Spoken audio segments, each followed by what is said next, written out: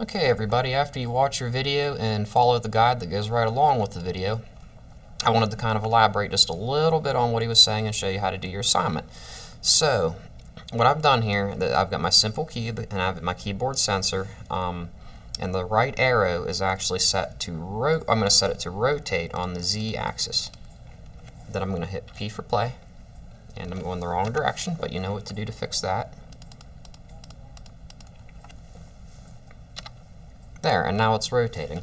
Now what I wanted to point out to you guys is if you want the cube to move like a car, because you guys have probably designed the simple truck by now, if you wanted it to rotate like a car, would a car just turn like that?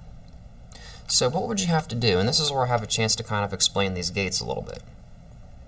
The AND gate, every input into it, so I'm going to add another sensor. I'm going to add my forward sensor, my up arrow.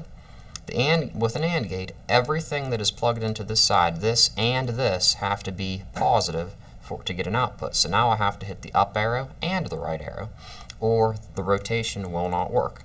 Now, of course, when I'm hitting the up arrow, I also want to go forward. So we're going to increase, let's just do it on Y. We're going to increase on the Y location. Okay, so now two things are going on here.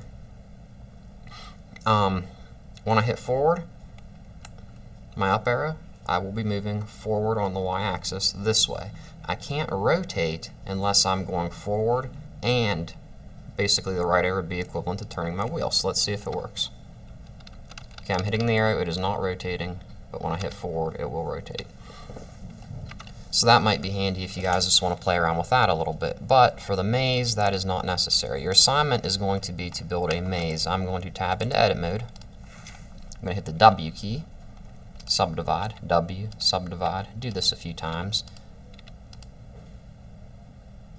That should be enough. Okay. Now I'm going to use you can tap the C key and adjust the size with your middle scroll wheel, and make sure that your face selection is what is selected. And then basically what we're going to do is we are going to draw out a maze. And I'm just going to make mine extremely simple just because this is for demonstration only. You want to try to avoid having gaps like that. Okay, so there's my maze. Try to draw out a nice neat maze on here, and then hit the E key for extrude and bring the walls up to about the height of the block. If you make your walls real tall, you'll have lighting issues and shadows and you won't be able to see.